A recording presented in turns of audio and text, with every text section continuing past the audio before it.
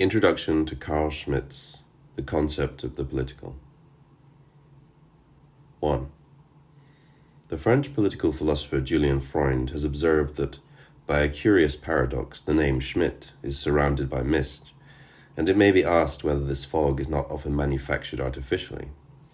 It is fashionable to discredit the work of this author on the basis of a reputation that is based largely on rumours, and it is better to recognize that Carl Schmitt is controversial and will always remain controversial, like all those who belong to the same intellectual family.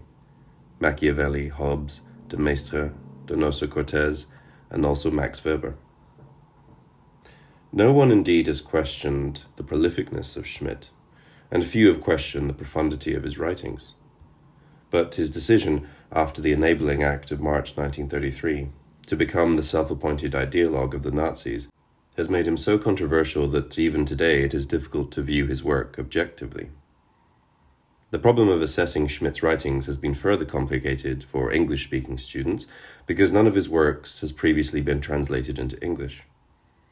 Carl Schmitt was born in 1888 into a family of devout Catholics in the predominantly Protestant town of Plettenberg in Westphalia. He received his initial formal education in a Catholic school. Later, while continuing his humanistic studies, he resided in a Catholic institution. Subsequently, he studied law at the universities of Berlin and Strasbourg and received his doctorate in jurisprudence in 1910. After working as a law clerk, he entered the academic world and taught at the University of Strasbourg in 1916, at the Graduate School of Business Administration at Munich from 1919 to 1921, the universities of Greifswald in 1921, Bonn from 1922 to 1928, the Graduate School of Business Administration at Berlin from 1928 to 1933, and the universities of Cologne in 1933 and Berlin from 1933 to 1945. Schmitt's early writings reflect his consciousness of the Kulturkampf controversy which had occurred just prior to his birth. He was fascinated by and proud of the power the Catholic Church had exerted on so powerful a figure as Bismarck. This pride can be seen in his early conception of the state as an entity whose function is to realize right, Recht. And because of the universal nature of the Catholic Church, it was, according to Schmitt, in a better position to decide on what constitutes right than the many states then in existence. But World War I, Germany's defeat, and the controversial terms of the Versailles Treaty produced a new political reality in Germany. This induced Schmitt to focus his attention on some of the concrete problems facing the Weimar Republic. 2. Outraged at the treatment accorded to Germany by the victors, Schmitt, in his answers to concrete legal questions, explored some of the political implications of the new reality. But in The Concept of the Political, in particular, undoubtedly one of the most important tracks of political thought of the 20th century, he raises the discussion to a level which transcends Weimar Germany in both space and time.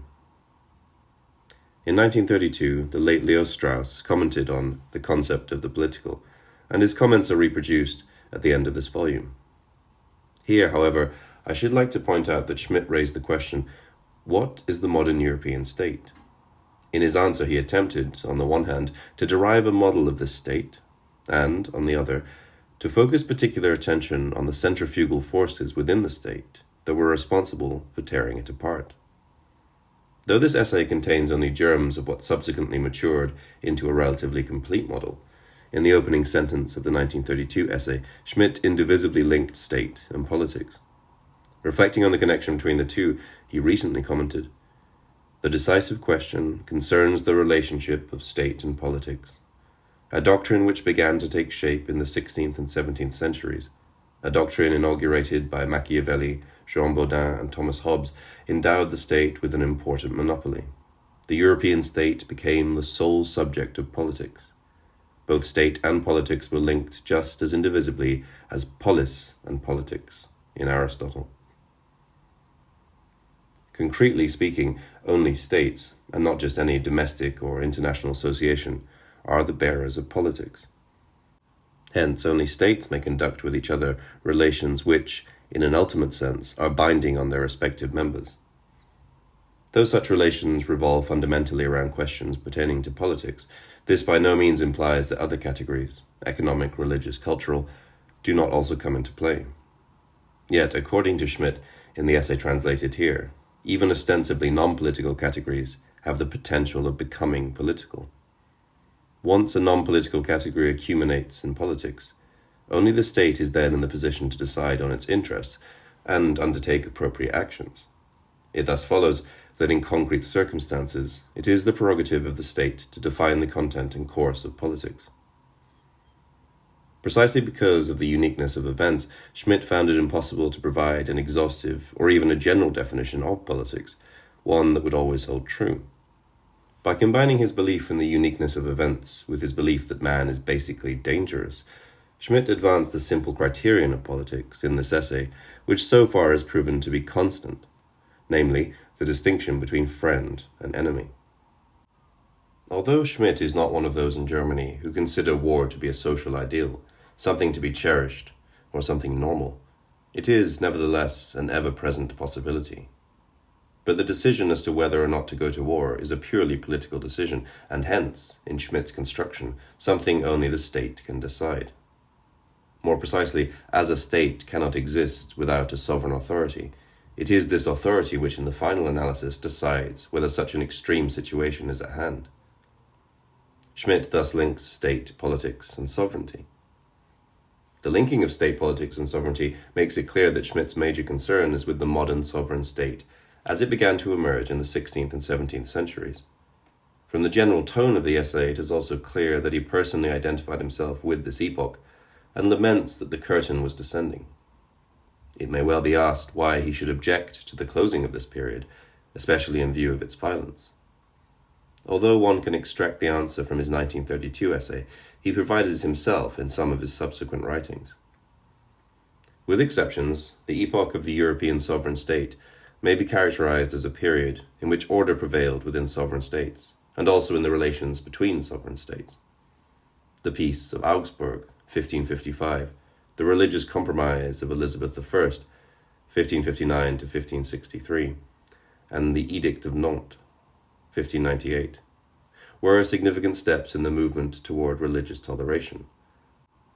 The recognition on the part of newly emerging sovereign rulers in distinct territorial states that Christians, regardless of specific doctrinal differences, were entitled to be treated as Christians and not as beings possessed by the devil to whom no quarter should be given.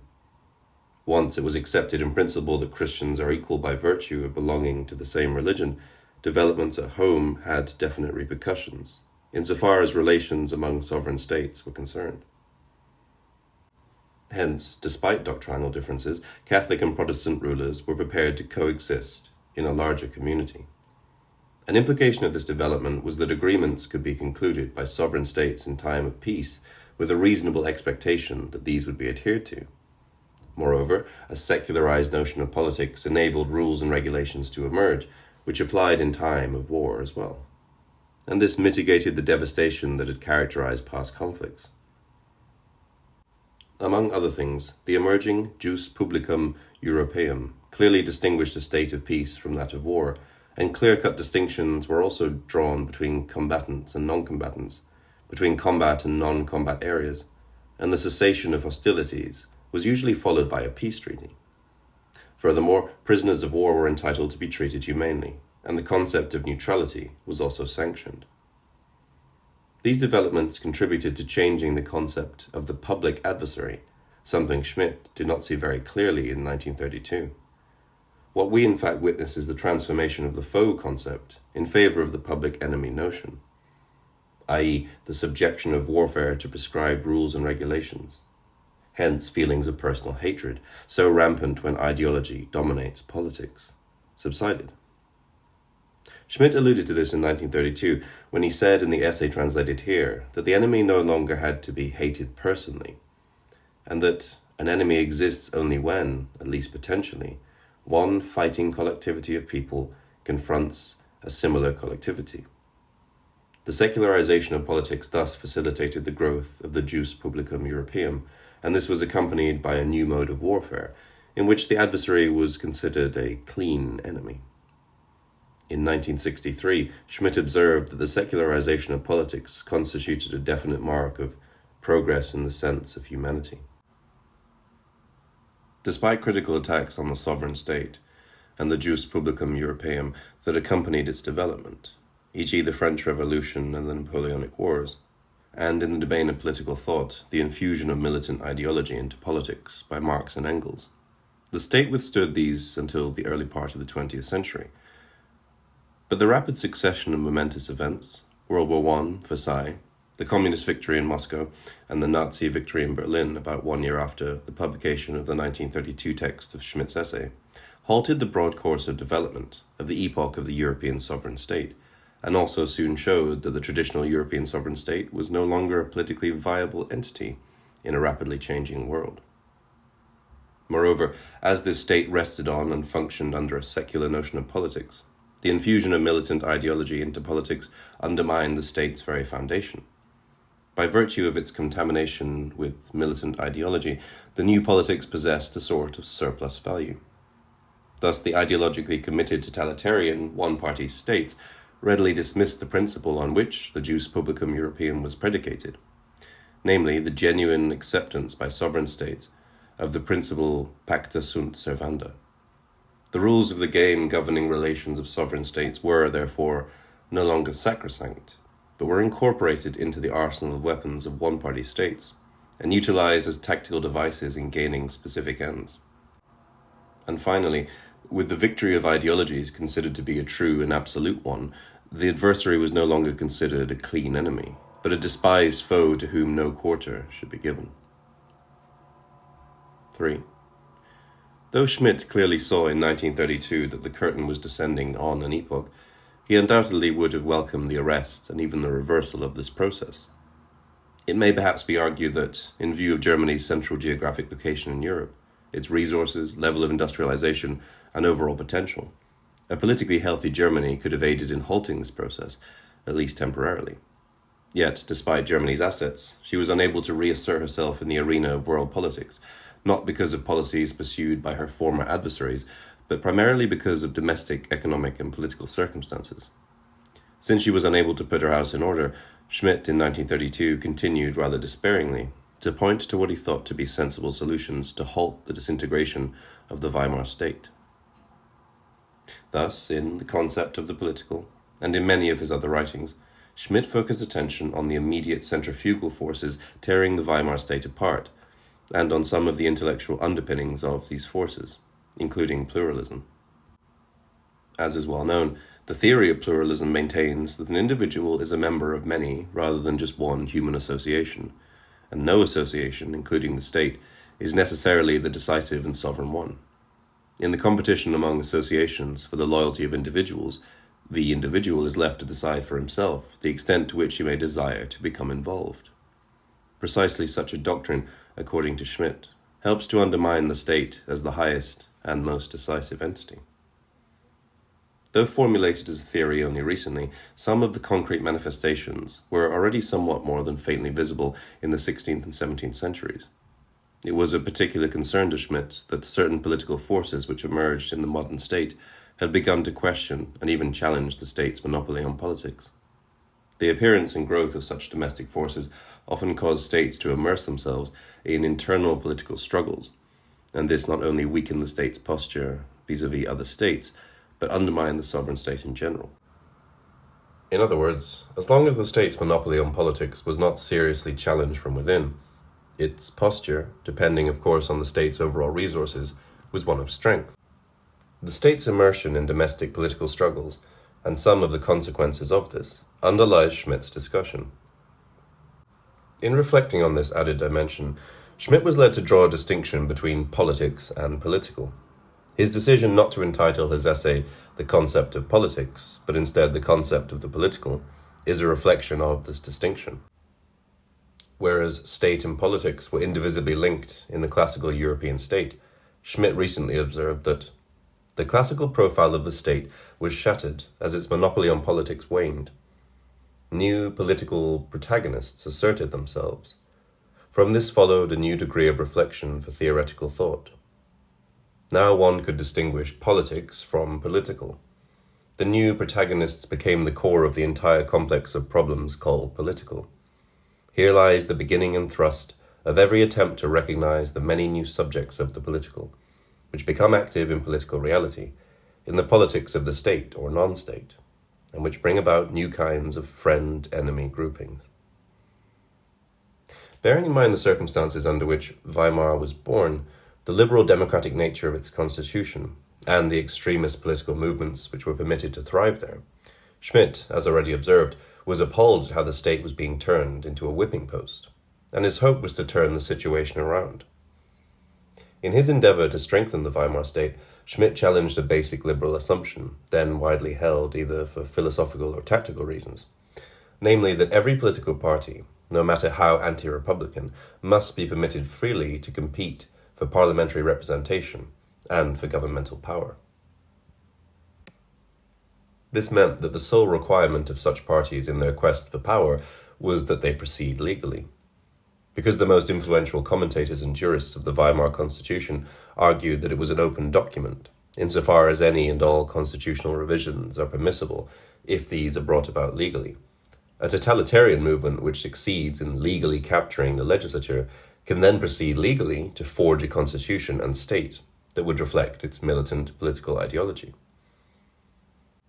Cognizant that the political left and right utilized bourgeois legality as a weapon in the quest for power, and fearful of a victory by one of the extremist movements with the ideological subversion of the state certain to follow, Schmitt saw little hope in the ability of the Weimar state to survive unless its leadership was immediately prepared to distinguish friend from enemy and to act accordingly. Concretely speaking, he argued in 1932 that only those parties not intent on subverting the state be granted the right to compete for parliamentary and governmental power. This obviously meant driving the extremists on both sides of the political spectrum from the open arena. Given the relative ease with which basic constitutional revisions could be brought about, Article 76, and the widespread adherence to legalist thinking, factors militating against the effectiveness of the presidency, Schmitt, toward the end of the Weimar period, sought to strengthen drastically the president's hands, and hence he developed the idea of a presidential system.